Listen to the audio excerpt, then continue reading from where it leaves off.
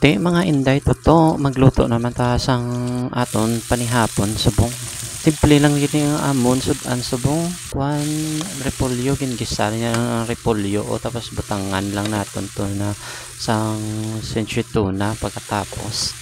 amo lang na may ulam ka na. Amo lang na pagkatapos mo gisa na daw crunchy pa siya ang repolyo ilunod mo na ang century tuna.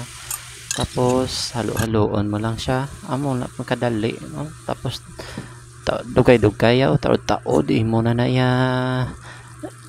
haunon da ya kag mag ready mo na masudan niya butangan mo lang na gamay magic na ginisa o magic sarap da hindi ito sponsor ha pero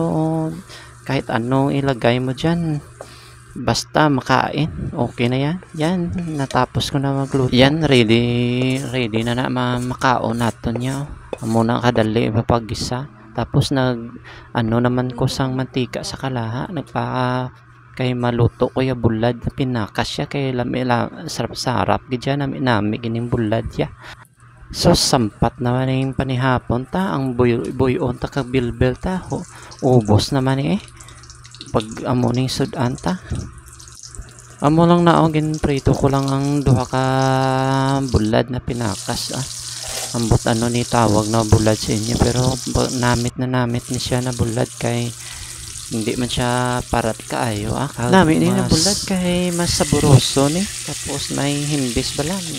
lami gini siya sampat gini siya sa aton na luto na kinamatisan niya amo lang nakadali bali-bali nyo na prito nyo lang luto nyo lang na mag crunchy na siya mag crispy okay galaway ka na wala pa hindi pa gaya tapos gin hawas ko na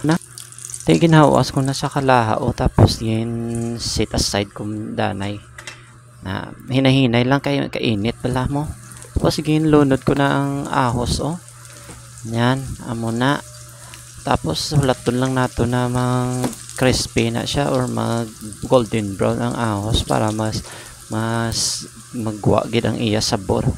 amo lang ginakahapos ang aton lutoon di ka na magpalit ya sa gawas siya di ka na magbili-bili pa sa kwan ginsunod ko na ang bombay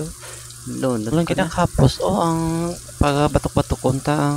ang ahos kag ang bombay para magwagid ang iya aroma tapos isunod na tani ang kamatis naton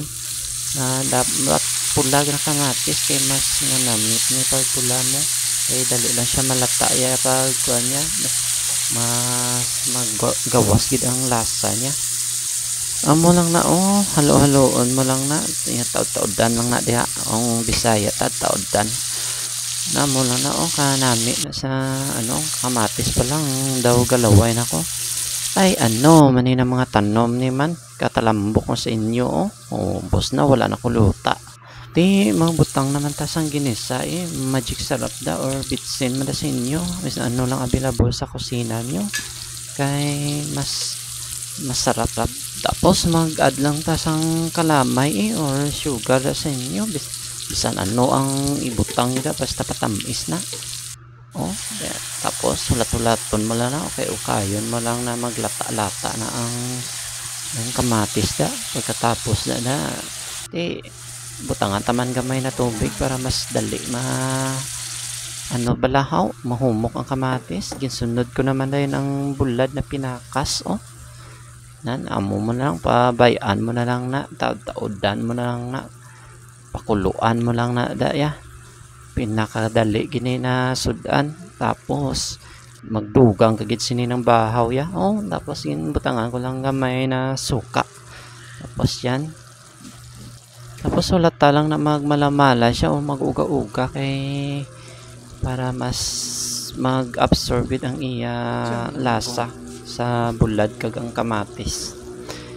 ready na dang mga kanon nyo bahaw nyo kay makaon na ta haunon ko na tong bulad ta kanami gidya latab gid ang agi niya ni pagbahaw ang kasugata niya ni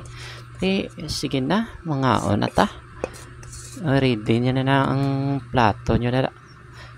ano pa ginaulat mo hukad na hamal na i-subscribe nyo man ko sa YouTube channel ko, TV Sagol Vlogs, kag Est Recipe sa Facebook ko. Ano pang ginahulat nyo? Hamal na hamal na. Thank you for watching. Salamat.